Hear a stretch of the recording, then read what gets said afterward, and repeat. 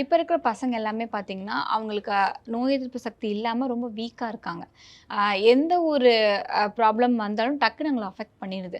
So நோய் எதிர்ப்பு சக்தி வந்து நமக்கு கம்மியா இருக்கு அப்படின்னா, எந்த ஒரு அறிகுறி வச்சு நம்ம அறிஞ்சுக்கிறது? ஒரு 5 அறிகுறி பத்தி சொல்லுங்க. இப்போ நோய் எதிர்ப்பு சக்தி அப்படின்றது வந்து என்ன அப்படின்னா, நம்மளோட நேச்சுரலாவே நம்ம உடம்புல இருக்கிற இம்யூனிட்டி சிஸ்டம். அந்த இம்யூனிட்டி சிஸ்டம் வந்து நமக்கு வீக்கா இருக்கு அப்படின்னா, அது எப்படி தெரிஞ்சுக்கலாம் அப்படின்னா, ஒரு சில இந்த 5 அறிகுறிகள் வந்து இருக்கு அப்படின்னா, கண்டிப்பா வந்து நீங்க உங்க உடம்ப வந்து செக் பண்ணிக்கலாம்.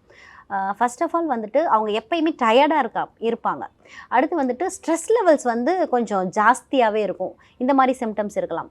அப்படி இல்ல அப்படின்னா, அவங்களுக்கு வந்து அடிக்கடி தொற்றுகள் ஏற்படலாம். ஃபார் எக்ஸாம்பிள் வைரஸ் தொற்று அல்லது பாக்டீரியா தொற்று, அப்படி இல்லைன்னா ஒரு கிரானிக்கா வந்து ஒரு சைனஸ் இருக்கிறது. எனக்கு எப்பவுமே ஒரு சைனஸ் பிரச்சனை இருந்துட்டே இருக்கு டாக்டர். இல்லைன்னா ஒரு இயர் இன்ஃபெக்ஷன் எப்பயுமே இருந்துட்டே இருக்கு. இந்த மாதிரி பிரச்சனைகள் இருக்கும் அப்படின்னு சொல்லுவாங்க.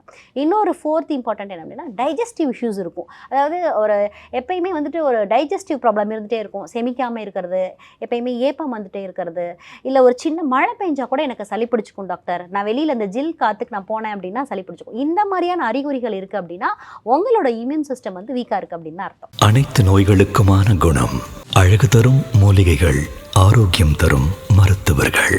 டாக்டர் ஸ்ரீவர்மாஸ். ஆரோக்கியமும் ஆன்மீகமும்.